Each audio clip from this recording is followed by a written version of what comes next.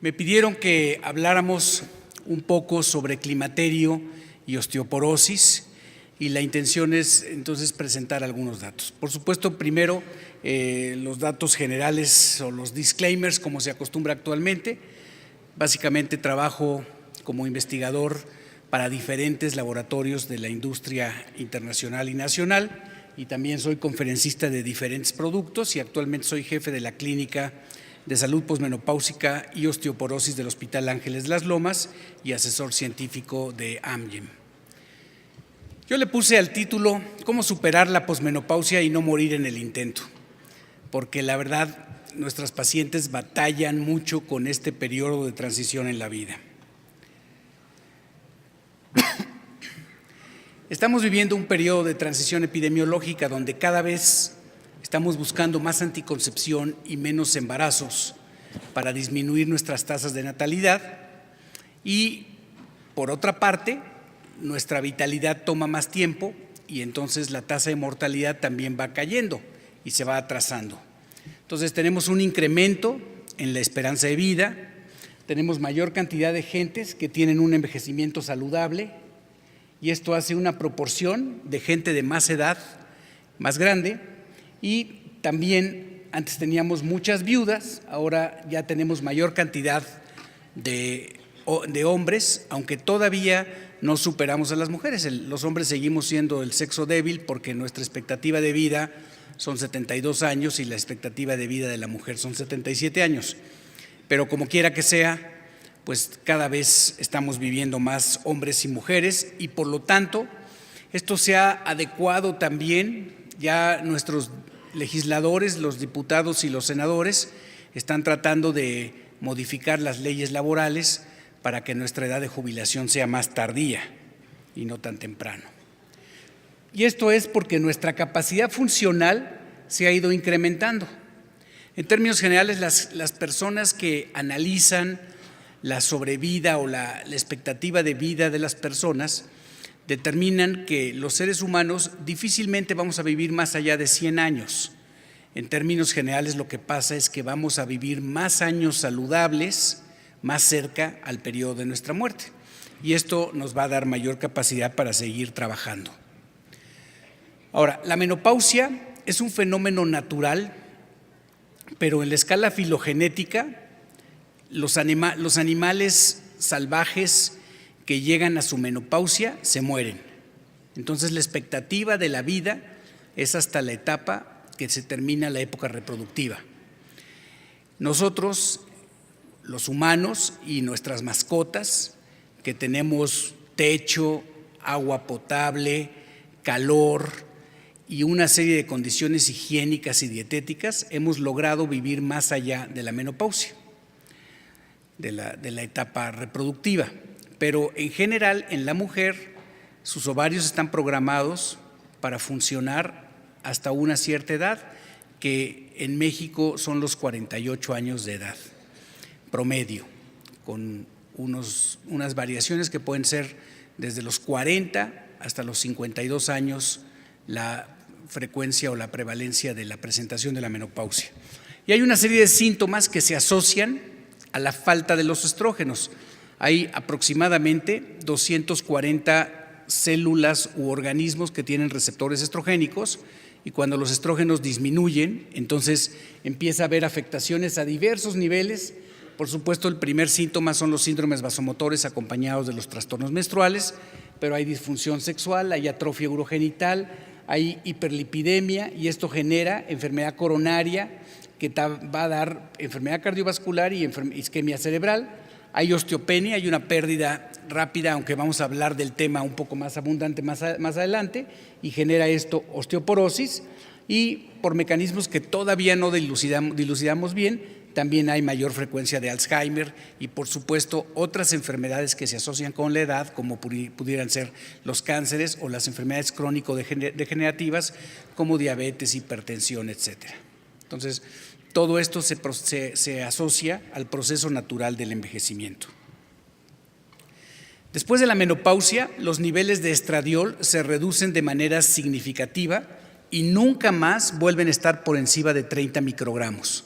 O sea, aquí tenemos el día 0 de la fecha de la última menstruación en un estudio retrospectivo y vemos los niveles de estradiol que se mantienen ya conforme pasan los días, estos son días después de la última menstruación, ya no vuelven a elevarse. Aquí tenemos en rojo la curva de la tendencia y vemos que los niveles de estradiol de manera natural no vuelven a elevarse. Y con la mayor parte de los tratamientos que damos tampoco se elevan, solamente cuando inyectamos valerato de estradiol intramuscular o cuando damos parches transdérmicos se llegan a elevar los niveles de estradiol, pero en general, una vez que la FSH se eleva, el estradiol va a permanecer siempre por abajo de los 30 picogramos. El síntoma vasomotor es el síntoma que más frecuente se presenta en la menopausia. Empieza desde la transición, desde que empiezan a disminuir los niveles de estradiol. Sigue siendo la terapia hormonal la primera indicación para el tratamiento de los bochornos en grado moderado o severo. La FDA recomienda que la paciente debe tener 7 a 8 episodios por día o 60 episodios por semana para iniciar una terapia hormonal. La efectividad de la terapia hormonal con las dosis que usamos actualmente, que son la mitad de la dosis que usábamos en el año 2000, reduce la frecuencia de los bochornos en un 77% y la severidad en un 87%.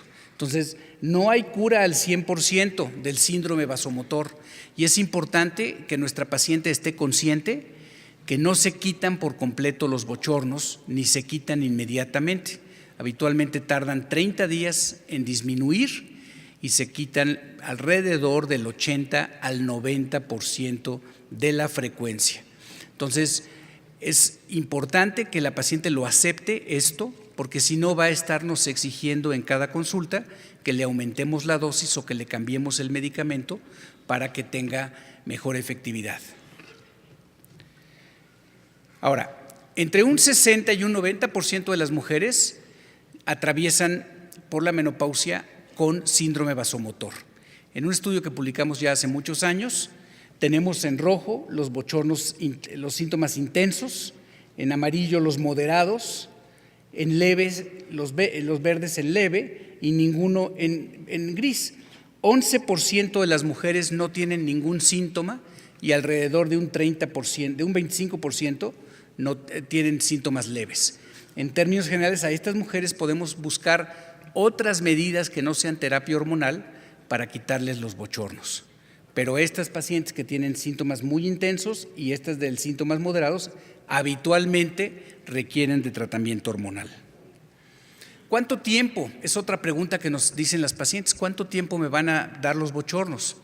Este estudio muy interesante que mide la frecuencia de síndrome vasomotor después de la menopausia, vemos que en general son 10 años los que dura el síndrome vasomotor. A los 10 años vamos a tener todavía alrededor de 10% de las mujeres sintomáticas que pueden durar todavía 22 o 25 años de síntomas. Entonces, en términos generales, tendríamos que usar con ellas ya no tratamiento hormonal, sino alguna otra alternativa de origen vegetal o de algún otro hipnóticos, algún otro medicamento para que no diéramos terapia hormonal por largo plazo, porque las reglas han cambiado. La terapia hormonal a largo plazo definitivamente nos afecta de manera importante conforme la dosis o conforme el tiempo de uso. Como ustedes saben, el circuito termorregulador de la temperatura corporal se encuentra junto a los núcleos que producen las gonadotropinas. Y entonces, cuando faltan los estrógenos y las gonadotropinas se producen en pulsos muy intensos para estimular al ovario que ya no responde porque ya no tiene folículos, esto hace que el circuito termorregulador se afecte. Entonces, hay un umbral superior y un umbral inferior de la temperatura corporal y mientras estemos dentro de estos umbrales, el cuerpo está tranquilo.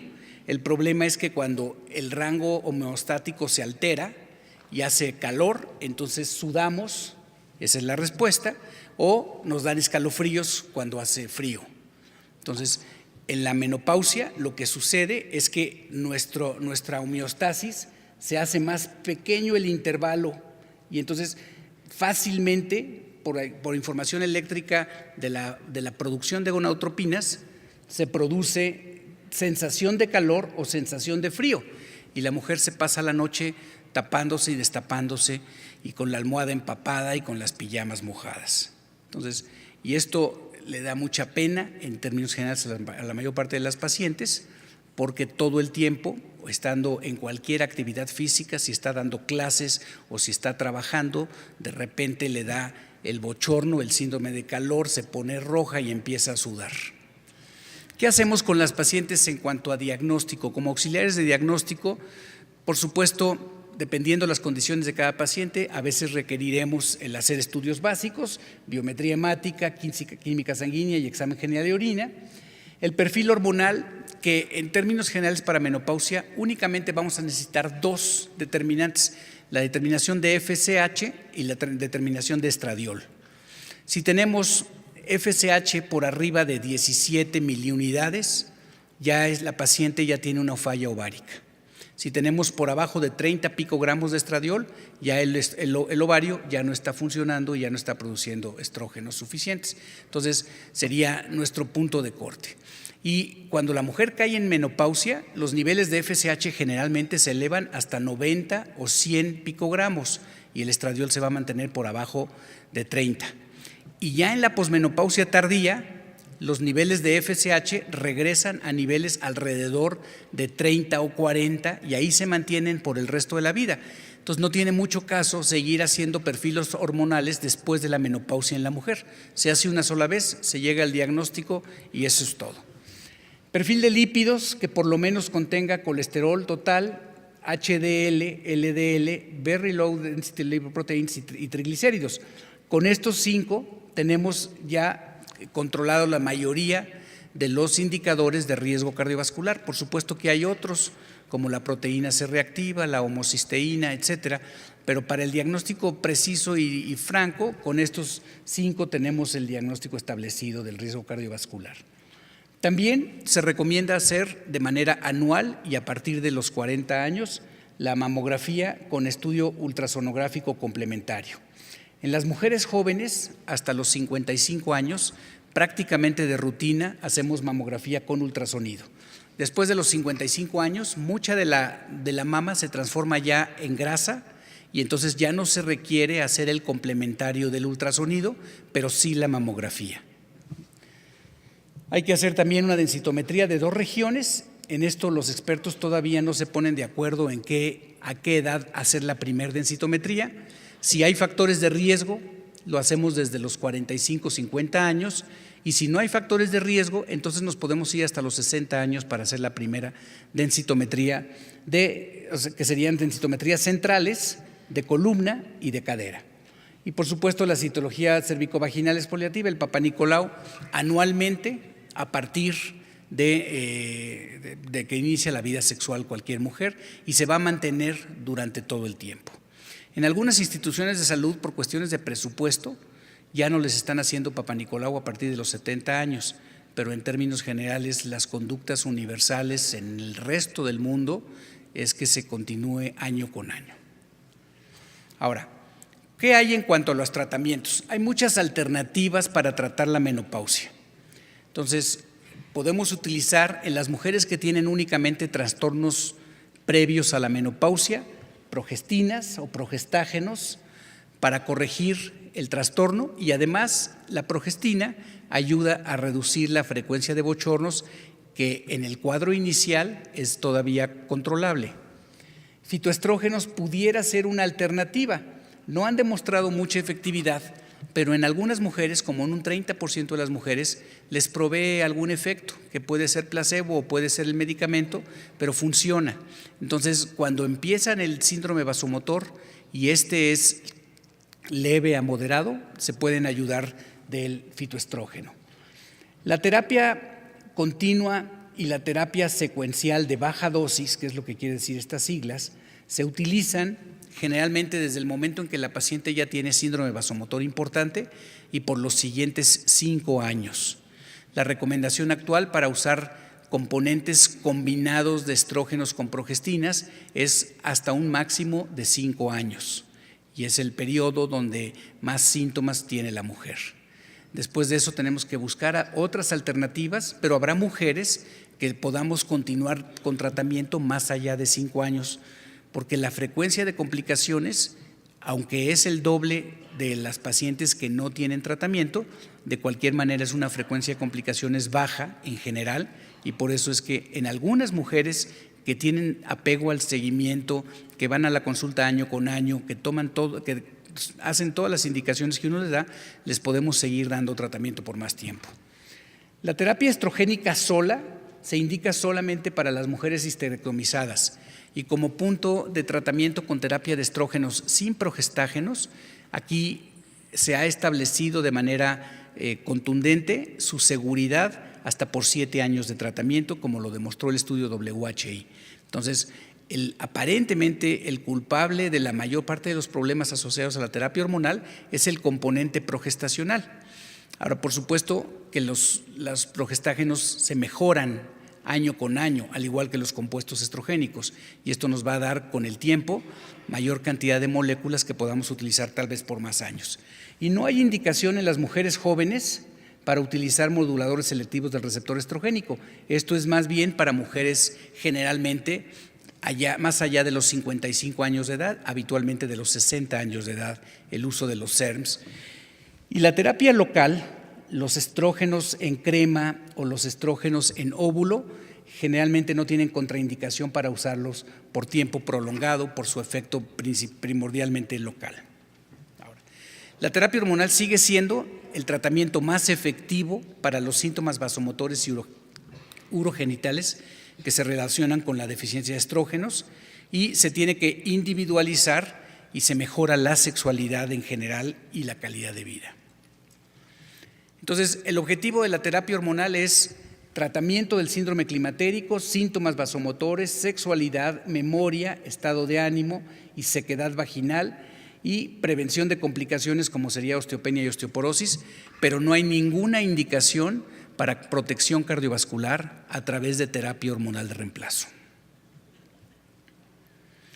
Y la terapia, ya lo mencionamos, es efectiva en la mayoría de las mujeres. Aquí vemos diferentes estudios con tibolona, con estrógeno, con progestágeno y con estrógenos conjugados, como todos los productos en diferentes dosis son efectivos contra placebo. Bien, también se debe recomendar a la mujer sintomática, a la mujer que tiene bochornos, algunos cambios en su estilo de vida. Por ejemplo, modificación del ambiente, esto es temperatura del aire más frío, tener ventanas abiertas, habitaciones más frías, vestirse en capas como las cebollas, salir de casa en la mañana como se acostumbra en nuestra ciudad, con abrigo, suéter y ropa interior térmica casi, y conforme avanza el día se va uno quitando las capas y entonces para poder controlar mejor la temperatura corporal. Y algunas modificaciones en la dieta, más alimentos y bebidas frescos y fríos y menos alimentos y bebidas calientes, hacer ejercicio, respiración regular con ritmo, que también ayuda a quitar la frecuencia de los bochornos, y la relajación conductual, donde las pacientes empiezan a respirar tranquilamente, profundamente, y se quita el proceso del bochorno. Pero bueno, esto de motivar cambios en el estilo de vida es difícil, ¿no? Como dice esta caricatura, estoy dispuesta a hacer algunos cambios en mi estilo de vida siempre y cuando no tenga que ser nada diferente de lo que normalmente hago. Esto es real, los pacientes no queremos cambiar. Es un estudio muy interesante que demuestra la eficacia de los síntomas vasomotores. Aquí tenemos con terapia estrogénica, en la raya punteada verde, cómo se quitan los bochornos. A los 3 meses se alcanza el máximo de efectividad y se mantiene mientras se dé la terapia hormonal. Y aquí arriba tenemos la simesifuga racemosa, el placebo en la línea blanca y diferentes combinados de herbolaria en la línea amarilla, y vemos la efectividad que tienen, que no va más allá del 30%, por lo que tanto pudieran o se comportan muy similares al placebo, como lo demuestra este estudio. Es un estudio controlado contra un grupo de pacientes que recibieron placebo. Entonces, esto nos habla que en general la medicina alternativa para síndrome vasomotor es tan eficaz como placebo, pero para ese 30% de mujeres que les quita los síntomas es útil para no utilizar terapia hormonal, para no quemar cartuchos. Y también hay algunos medicamentos antidepresivos, inhibidores de la recaptura de serotonina y norepinefrina, como puede ser la desvelafaxina, pero como pueden ser otros antidepresivos que también reducen hasta en un 60 y 70% la frecuencia de los síndromes vasomotores. Entonces, como quiera que sea, es un tratamiento mucho más caro, porque estamos hablando de alrededor de 1,000 pesos de tratamiento al mes. Pero bueno, pues en la paciente que tiene cáncer de mama, por ejemplo, o la que tiene contraindicación absoluta para uso de terapia hormonal, la alternativa sería utilizar estos medicamentos con esta indicación de síndrome vasomotor. Ya mencionamos, cuando vamos a hacer el estudio inicial de nuestras pacientes para el riesgo cardiovascular, hay uno de 12 horas, es la recomendación, no las 8 horas habituales, y medirle su colesterol, las variantes de colesterol, triglicéridos y en algunos casos de alto riesgo, proteína C reactiva y homocisteína. Y 2 a 3 determinaciones con 1 a 8 semanas de diferencia. Y los resultados no son confiables si la paciente se encuentra en dieta de reducción, si ha estado recientemente sometida a una cirugía mayor o si se encuentra en algún estado de salud crítico. En las mujeres jóvenes de 50 a 59 años, la terapia hormonal en ningún caso se ha asociado con riesgo cardiovascular. El riesgo cardiovascular mayor se asocia definitivamente en las mujeres más grandes, en las mujeres que tienen 60 años o más y que han presentado enfermedad coronaria particularmente. Y esto se asocia con placas ateromatosas jóvenes que son más lábiles a soltarse y generan una trombosis. Entonces, en términos generales, en la mujer jovencita no tenemos contraindicación y es segura. Entonces, hasta los 60 años pudiéramos usarlo, pero la recomendación es no más allá de 5 años en el caso de usar combinados.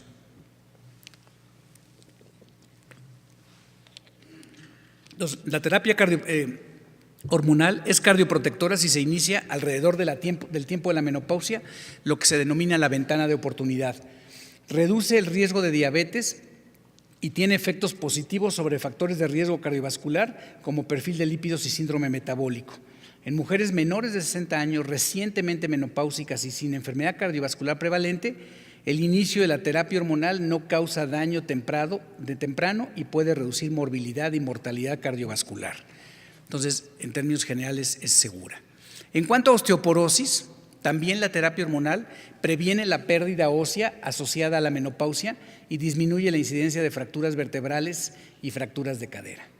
Es la primera línea de tratamiento en mujeres posmenopáusicas con mayor riesgo de fractura antes de los 60 años y para la prevención de pérdida ósea en mujeres con menopausia prematura, como por ejemplo aquellas mujeres que tienen síndrome de Down o aquellas mujeres que tienen otras causas de falla ovárica precoz que desde tempranamente en su edad requieren de terapia hormonal. Entonces, la edad es el factor principal más importante de riesgo en la terapia hormonal. Entre más edad, más riesgo. Y con cualquier compuesto, sea tibolona, estrógenos transdérmicos, estrógenos orales, la masa ósea se mantiene y sin tratamiento se pierde. Sí. También es importante recomendar la mamografía y, por supuesto, explorar a las pacientes en el consultorio. Por lo menos una vez al año, hacer una exploración mamaria e indicarle a nuestras pacientes que se revisen ellas mes con mes, una vez al mes después de la menstruación y cualquier cosita anormal la reporten con el médico. Entonces, esto es muy importante. ¿Sí? Entonces, acordémonos de pedir mamografía y ultrasonido complementario en mujeres antes de los 55 años de edad. ¿Cuáles son las necesidades de la mujer de 60 años? En esa década de los 60 años en general, ya prácticamente se salen de la terapia estrogénica, podemos usar terapias locales y podemos usar moduladores selectivos del receptor estrogénico. Pero para síndrome vasomotor en estas mujeres ya no usamos terapia hormonal, nos vamos entonces a fitoestrógenos o nos vamos a inhibidores de recaptura de norepinefrina y serotonina y a las medidas alternativas para tratar de disminuir la frecuencia del síndrome vasomotor. En estas mujeres el estudio WHI demostró mayor frecuencia de infartos y eventos coronarios en las usuarias de terapia hormonal cuando la edad era de 60 años o más. Entonces, ya existe una contraindicación franca en el uso de terapia hormonal en mujeres mayores. Y esto es porque el endotelio de la mujer joven prácticamente no tiene daño, pero conforme avanza la edad, ese endotelio en ciertas mujeres se va haciendo, va acumulando capas de ateroma y la luz vascular se va reduciendo, lo que nos lleva a enfermedad coronaria y más tardíamente enfermedad cerebrovascular. ¿Sí? Y también el cáncer de mama, ya hablamos que cuando damos estrógenos solos, la frecuencia de cáncer de mama no se modifica, por lo menos hasta en 7 años, como demostró el estudio WHI. Aquí vemos la tasa de cáncer de mama en el grupo de placebo y la tasa de cáncer de mama en el grupo de estrógenos solos. Pero cuando se combina con progestinas, entonces sí, a partir de los 5 años ya hay diferencia estadísticamente significativa entre el grupo de tratamiento y el grupo de placebo. Entonces, nuestro límite con la terapia combinada son 5 años. Y en fracturas, bueno, ya lo hablamos, que sí hay una reducción de las fracturas con la terapia estrogénica. ¿Y qué tenemos para la mujer de 70 años o más? Ya nada que ver con los estrógenos. Podemos seguir usando terapias locales y el uso de los SERMs sería lo indicado. Y después de esta revisión, quisiera concluir en la parte de climaterio para que pasemos a la parte de osteoporosis, que nuevos datos y reanálisis de datos anteriores nos hablan que la terapia hormonal, con la indicación clara de síntomas vasomotores, los beneficios son muchos y los riesgos son pocos cuando se inicia pocos años después de la menopausia. Y en general no la vamos a recomendar para mujeres de mayor edad. Ahora vamos a la parte de osteoporosis. Entonces, la población de nuestro país, 52 millones, el 51% son mujeres. De estas mujeres, el 21% tienen 50 años o más. Esto nos da 12 millones de mujeres que tienen 50 años o más en nuestro México. Y por las estadísticas de diferentes grupos, el grupo más grande siendo el grupo del Instituto Mexicano del Seguro Social, que comanda la doctora Patricia Clark, ellos tienen la frecuencia de osteoporosis entre un 16 y un 18% de la población de México, que equivale a 2 millones de mujeres en este grupo de mujeres de 50 años o más. Ahora, la prevalencia de osteoporosis en México con atención médica institucional es de 1 millón de mujeres que van al sector salud, ISSSTE, Seguro Social, ISSSTE de los estados, SEDENA, etcétera. Y la otra mitad de mujeres, el otro millón, acude generalmente a la consulta particular. Y hay un aumento de la prevalencia, donde a los 50 años la frecuencia de osteoporosis es de 12% y a los 80 años la frecuencia de osteoporosis es de 30%. Y hay un grupo de mujeres de alto riesgo, que son aquellas que tienen antecedentes ya previo de fractura por fragilidad o factores de riesgo múltiple o han sido intolerantes o han fallado a cualquier otro tratamiento. Este grupo es el grupo de alto riesgo y es casi el 20% de las pacientes con osteoporosis que generan fracturas. En estas pacientes recomendamos desde temprano hacer una densitometría de la columna lumbar y del cuello de fémur, que es lo que se llama el fémur proximal. Aquí lo que obtenemos en estas dos regiones es que de la columna lumbar tenemos una imagen de hueso trabecular, predominantemente trabecular, y en la cadera, en lo que se llama el cuello total y el cuello de fémur, tenemos un hueso predominantemente cortical. Y entonces, tomando muestras de estos dos sitios, podemos tener una idea de cómo está todo el cuerpo. ¿Sí? Y hay que recordar que la década en la que se presentan las fracturas de antebrazo es en la década de los 50, la década en la que se presentan las fracturas vertebrales es la década de los 60 y la década en la que se presentan las fracturas de cadera es la década de los 70. En general, así se presentan primero las fracturas en hueso trabecular y tardíamente las fracturas en hueso cortical. ¿Qué hacemos como auxiliares de laboratorio? Cuando tenemos pacientes de alto riesgo o ya demostrada una baja masa ósea, les podemos medir un marcador de formación de hueso como pudiera ser la osteocalcina, un marcador de destrucción de hueso como pudiera ser el C-telopéptido, y si tenemos pocos recursos, tal vez el único que haríamos sería el C-telopéptido. Una medición de calcio en sangre, una relación de calcio-creatinina en orina. la cual puede ser en orina de 2 horas o en orina de 24 horas para pacientes que ya diagnosticamos con hipercalciuria. Entonces, cuando la paciente en la muestra de 2 horas nos marca calcio elevado, nos vamos a 24 horas para saber exactamente qué tan elevado y por qué motivo está perdiendo calcio esa mujer. Medición de la 25-hidroxivitamina D. La causa más frecuente de osteoporosis posmenopáusica en mujeres jóvenes es la deficiencia de vitamina D.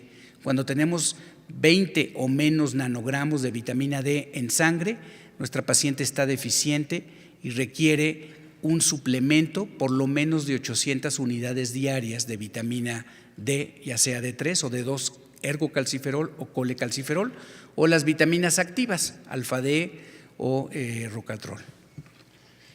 Y también en algunas ocasiones, y sobre todo cuando tenemos el calcio sérico elevado, una determinación de PTH intacta en sangre, que también nos puede ayudar a ver si la paciente tiene un hiperparatiroidismo, y esto es más común en gentes de 70 años o más. Y cuando tenemos sospecha de que ya por la densitometría de que haya lesiones vertebrales, entonces placa simple póstero-anterior y lateral de la columna lumbar y torácica, para poder cuantificar el daño que puede existir en las vértebras. ¿Qué medicamentos son los que tenemos actualmente para el tratamiento de la osteoporosis? Los que tienen asterisco son los bifosfonatos, aledronato, risedronato, ácido zoledrónico e ibandronato. Arriba tenemos los agentes de primera línea, que son los medicamentos que reducen fracturas en todos los sitios, fracturas vertebrales, fracturas extravertebrales y fracturas de cadera. Y estos son aledronato, risedronato, ácido zoledrónico y denosumab, que es el producto más nuevo y que nos vamos a basar un poco en la presentación en este por ser el más nuevo. Hay otros antirresortivos que reducen el riesgo de fracturas de columna, pero que no tienen evidencia en reducción de riesgo de fractura de cadera o fracturas no vertebrales. De estos tenemos la calcitonina, que está muy en desuso, el ibandronato y el raloxifeno. ¿Sí? Entonces, estos no tienen efectividad en cadera ni en vértebra. Y luego tenemos otro grupo de medicamentos, los formadores de hueso, dentro de los cuales el más importante es la teriparatida, el Forteo, y en segundo lugar el ranelato de estroncio, que tiene un mecanismo doble, antirresortivo, pero también formador de hueso.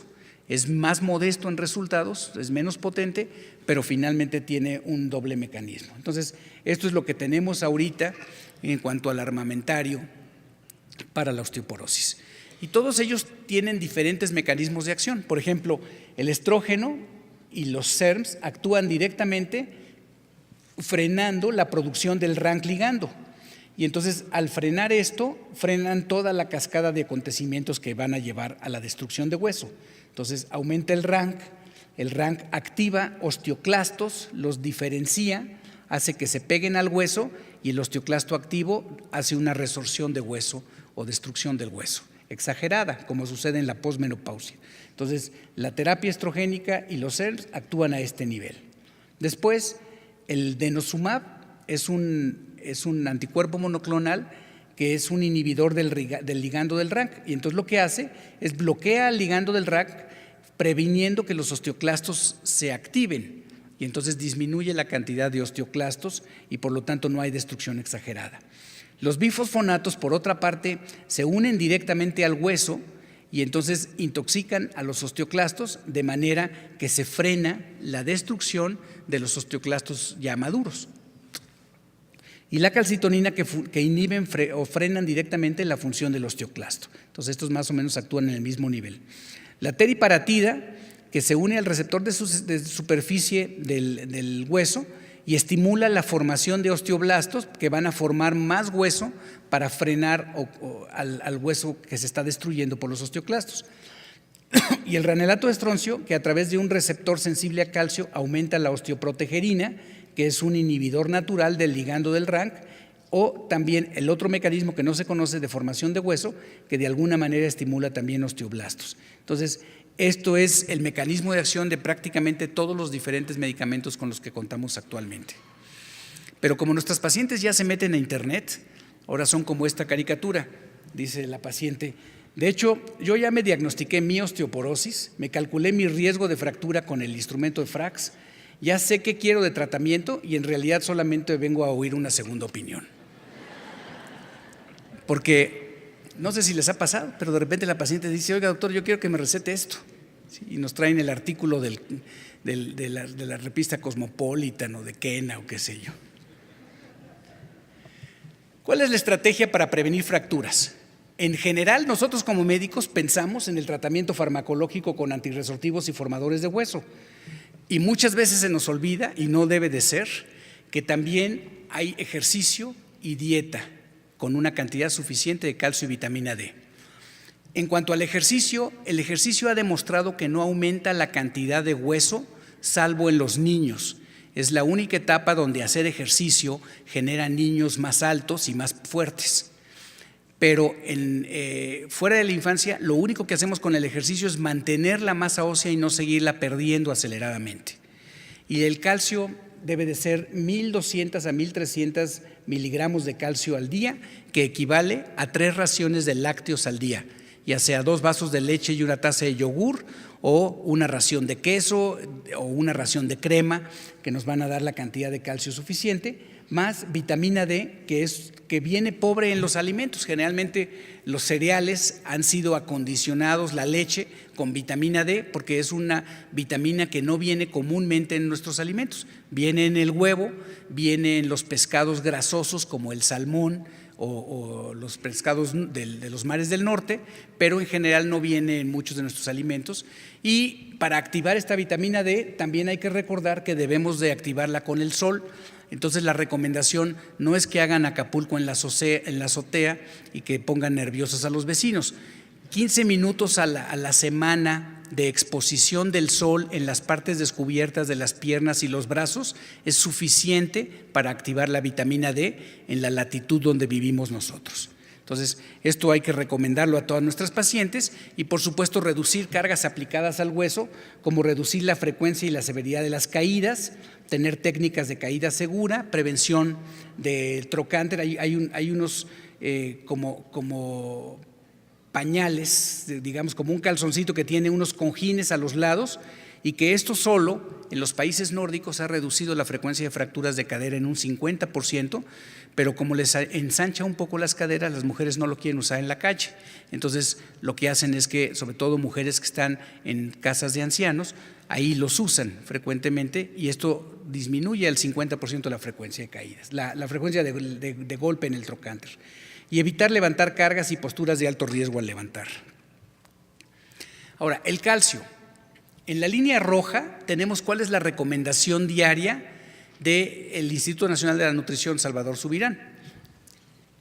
En la infancia, 800 miligramos, a la adolescencia, 1.300 miligramos, 1.000 miligramos durante la etapa reproductiva y 1.200 miligramos en la posmenopausia. Y en azul tenemos la ingesta de calcio de los hombres, que como tenemos un gen de becerro, todavía hasta los 20 años abrimos el refrigerador y sacamos la botella de leche y directo, así. Pero las niñas, solamente en la infancia, donde la mamá está a cargo de su alimentación, cubren el calcio que necesitan, y después disminuye de manera muy importante aún en la etapa reproductiva la ingesta de calcio en las mujeres. Entonces, es un mineral que tiene un déficit habitual de absorción, de ingesta en nuestro país y prácticamente en todo el mundo. Por lo tanto, debemos de recomendar que por vía alimenticia la mujer tenga una mejor ingesta de su calcio. Ya para la parte de los tratamientos, los SENS reducen las fracturas en un 51% de fracturas vertebrales, y en mujeres que ya tienen fractura, en un 34% reducen la frecuencia de fracturas vertebrales. El ranelato de estroncio reduce hasta en un 36% la fractura de cadera al cabo de 3 años de tratamiento. Alendronato reduce prácticamente en un 50% la frecuencia de fracturas radiográficas y 55% la frecuencia de fracturas clínicas al cabo de 3 años de tratamiento. Y las radiográficas múltiples, o sea, las pacientes que tienen múltiples fracturas, es una reducción del 90%. Hay que acordarse que con todos los tratamientos, entre más grave tenga una paciente su osteoporosis, mejor funcionan cualquiera de los tratamientos. Por esto es la paciente promedio, y en la de muy alto riesgo la efectividad es mucho mayor con cualquier tratamiento. El ácido zoledrónico con 5 miligramos anuales, 70% de reducción en fracturas vertebrales, 41% de reducción de fractura de cadera y 25% de fracturas no vertebrales. Entonces también hay una efectividad importante con este otro bifosfonato que se aplica una vez al año por vía intravenosa. El problema que tienen los bifosfonatos es que después de ciertos años dejan de trabajar. O sea, el tratamiento para la osteoporosis es mínimo 3 años. No hay tratamientos de 1 año ni de una tableta un día sí y un día no. Esto tiene que ser tratamiento a dosis convencionales por 3 años para conseguir resultados en prevención de fracturas. El problema con los bifosfonatos es que al cabo de 3 o 4 años ahí alcanzan una meseta y de ahí en adelante ya no aumentan la masa ósea ni tampoco continúa aumentando la prevalencia de reducción de fracturas. Entonces, en general, los bifosfonatos no los vamos a usar más allá de 5 años. Ahora, como les había comentado, diferentes factores, glucocorticoides, vitamina D, interleucinas, PTH y, por supuesto, la terapia estrogénica, activan a la producción del ligando del RANK. El ligando del RANK hace que se activen los monocitos y estos monocitos se agrupan a formar células gigantes multinucleadas que son los osteoclastos. Y esto pasa en la posmenopausia. Entonces, el estadio de la posmenopausia es un aumento de la cantidad de las moléculas que están aquí pintadas en verde, del ligando del RANK, que es el precursor que activa a los osteoclastos. Y de esta manera, en la mujer posmenopáusica se pierde más hueso. Entonces, hay un mecanismo natural de regulación que en la menopausia se ve sobrepasado, que es el de la osteoprotegerina, que aquí está como esta media luna amarilla. Y esta media luna amarilla lo que hace es bloquear al ligando del RANK para que no se una al receptor RANK de los preosteoclastos y de esta manera no se activen los osteoclastos. Pero en la posmenopausia este mecanismo está sobrepasado, ¿sí? Y por eso se destruye más hueso. Entonces se diseñó este anticuerpo monoclonal que se llama el denosumab, el cual bloquea el exceso del RANK ligando y no permite que se active mayor cantidad de osteoclastos y la resorción ósea se inhibe a niveles premenopáusicos. Entonces, este sería el mecanismo de acción de este medicamento innovador que previene la osteoporosis de una manera muy sencilla. Entonces, este producto se aplica por vía subcutánea 2 veces al año y tiene una reducción de fracturas de cadera, de fracturas vertebrales en un 68%, de fracturas no vertebrales en un 20% y de fracturas de cadera en un 40%. Son los resultados prácticamente iguales a los que tiene ácido zoledrónico. Sin embargo, la ventaja que tiene es la posibilidad de aplicarlo subcutáneo 2 veces al año con un costo similar. Entonces ya es algo nuevo que tenemos en el armamentario. Y en la mujer de alto riesgo, en la mujer que ya tiene fracturas o que tiene más de 70 años, la reducción de fractura de cadera se incrementa al 62%. ¿Sí? La densidad mineral ósea aumenta a pesar de los años. Ahorita ya los estudios van a 6 años y sigue aumentando, no tiene la fase de meseta que tienen los bifosfonatos, tanto en la columna como en la cadera. Y los efectos adversos que puede tener, porque ningún medicamento está libre de efectos adversos, es eczema en la piel en un 3% de las pacientes, y esto se controla con cremas tópicas, o celulitis, que incluye erisipela, que se presenta en el 0.3% de las pacientes. Entonces, estos son los 2 efectos secundarios que se asocian al uso de este medicamento. Concluyendo ya en cuanto a este tratamiento nuevo de osteoporosis, es eficaz reduciendo fracturas vertebrales, no vertebrales y cadera por 6 años, mantiene la reducción del remodelado, incrementa la masa ósea y es útil en la prevención de fracturas en mujeres con alto riesgo, y su perfil de seguridad es muy eficaz, afortunadamente, y la paciente que tiene bifosfonatos también puede pasar directamente al producto.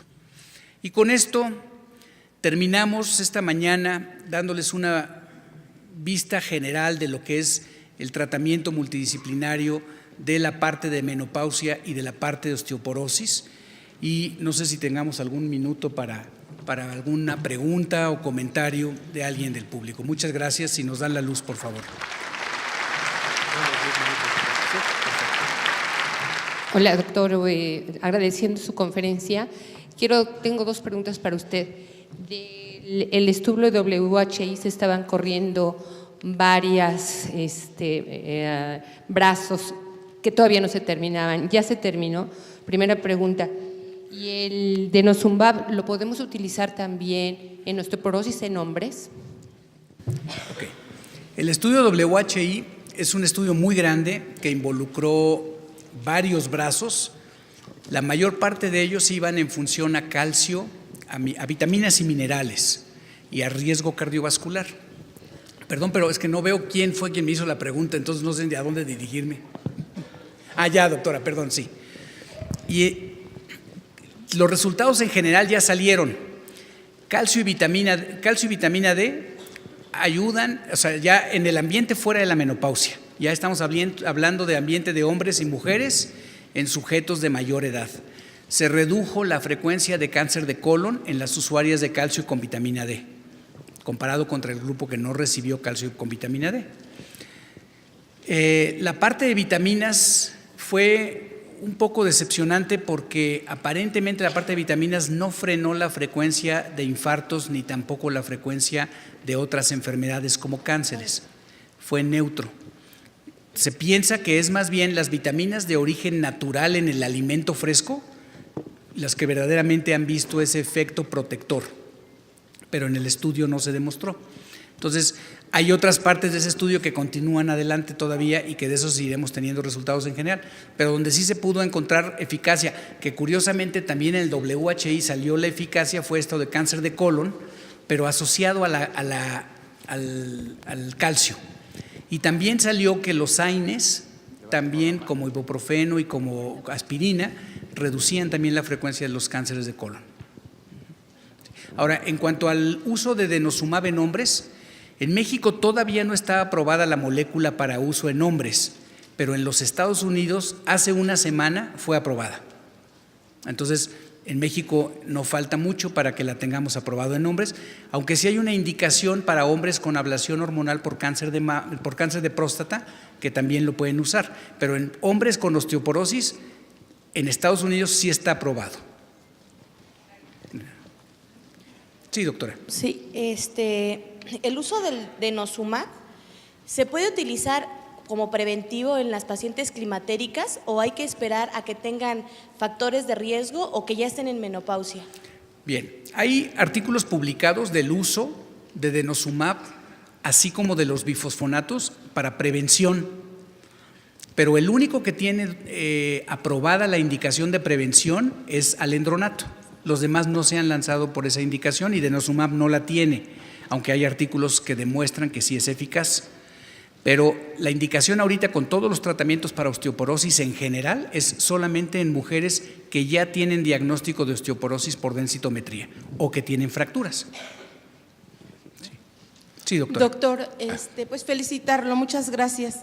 Nada más yo quisiera agregar que dentro del control de la mujer con terapia hormonal, valdría la pena también agregar un ultrasonido pélvico anual. Siempre es conveniente vigilar ovario.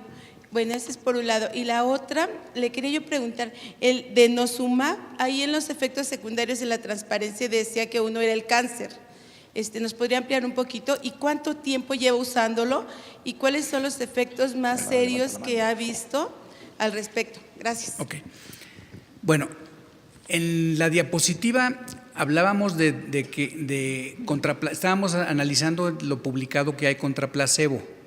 Y entonces dice, la frecuencia de cáncer era igual a placebo, o sea, los niveles de cáncer, y eran cánceres en general, porque estas pacientes de 60 a 80 años, que son las del estudio de denosumab, son personas que frecuentemente desarrollan cánceres que no tienen nada que ver con el tratamiento de la osteoporosis. Entonces, no hay datos de que sea más frecuente el cáncer en usuarias de denosumab, simplemente se mencionan porque son efectos adversos, pero fue igual que placebo. ¿Sí? Ahora, la segunda pregunta, perdón, mi Alzheimer, pero se me fue. Nada más agregar en el control de la mujer el ultrasonido pélvico anual, ¿no? Sí, Los ginecólogos tenemos un poco de problema con esa parte porque generalmente hacemos exploración a todas nuestras pacientes y entonces cualquier masa que toquemos, inmediatamente en el consultorio la mayoría hacemos un ultrasonido y entonces no lo ponemos como una rutina, pero a veces sí, cuando no hacemos una exploración ginecológica de rutina porque no nos sentimos cómodos, el hacer un ultrasonido pélvico mientras haya útero y anexos es importante. Ahora, no nos vayamos al otro extremo. Hay un mail, un correo electrónico que circula frecuentemente, nos llega a todos en los buzones, de la paciente que se mide el CA125 de manera rutinaria. Eso tampoco es así porque la frecuencia de que el CA125 se eleve por un cáncer de ovario es de 1 en 64,000 mujeres al año y entonces no es costo efectivo. Entonces es más importante tocar y en caso necesario hacer un ultrasonido pélvico y cualquier masa de ovario debe de estudiarse. Sí, doctor. ¿Estrógenos vía vaginal son suficientes como tratamiento hormonal de reemplazo? Y si se pueden aplicar en forma indefinida. Ok. Estrógenos por vía oral no son suficientes para el tratamiento del síndrome vasomotor.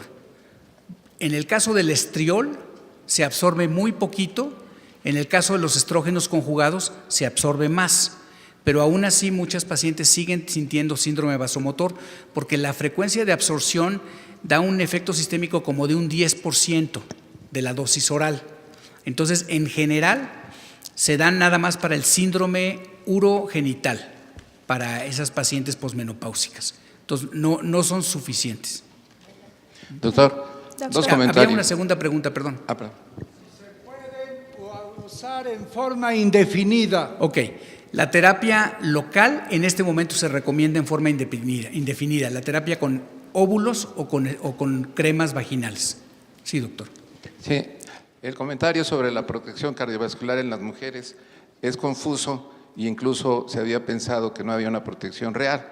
Y lo que se comentaba es que se utilizaba el uso de los estrógenos en forma tardía, pero que se iniciaba en forma temprana, probablemente sí tenía un factor de protección.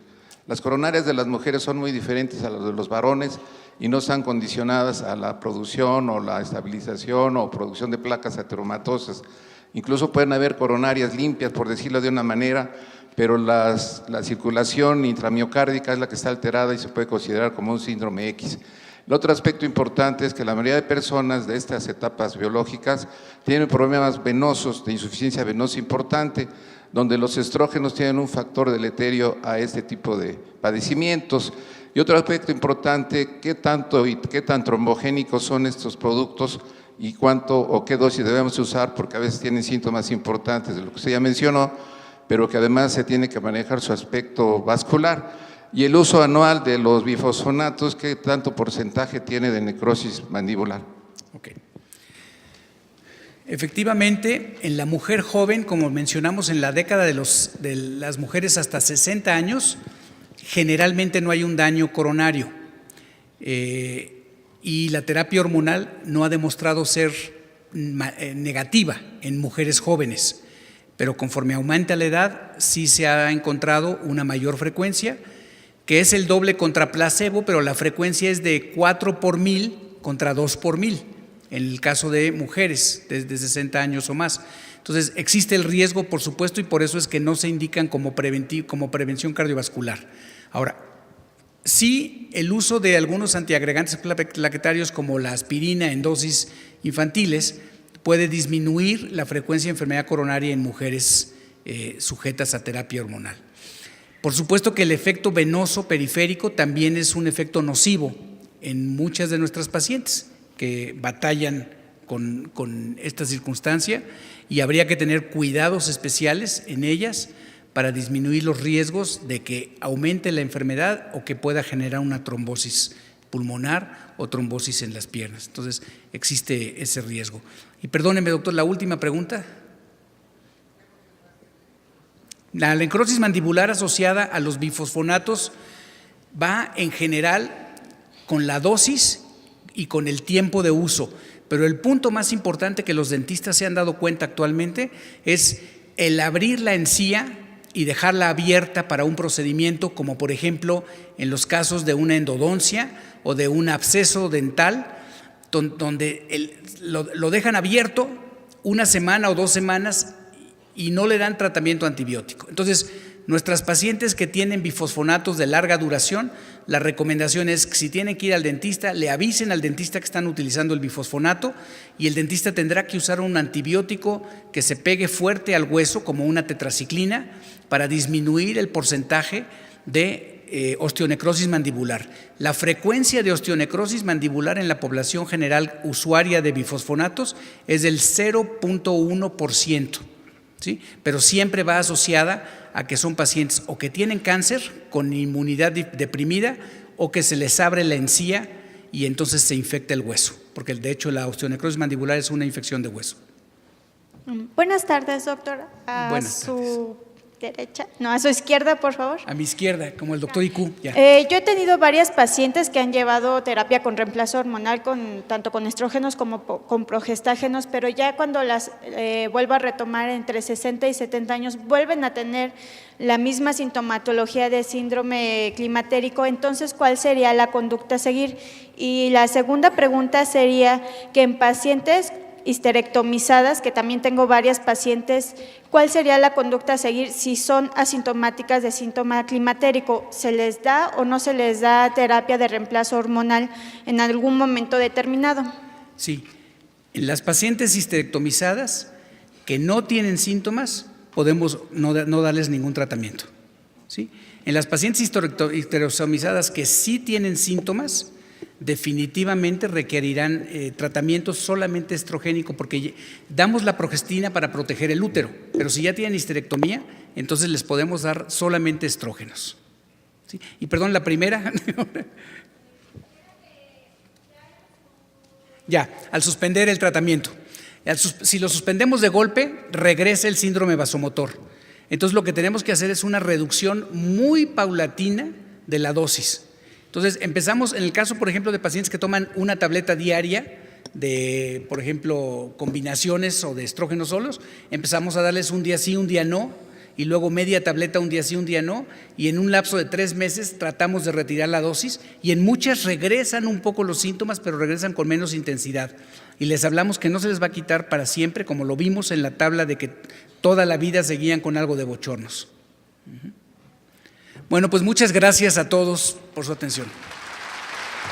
Tenemos mayor cantidad de gentes que tienen un envejecimiento saludable y esto hace una proporción de gente de más edad, más grande, y también antes teníamos muchas viudas, ahora ya tenemos mayor cantidad de hombres, aunque todavía no superamos a las mujeres. Los hombres seguimos siendo el sexo débil porque nuestra expectativa de vida son 72 años y la expectativa de vida de la mujer son 77 años.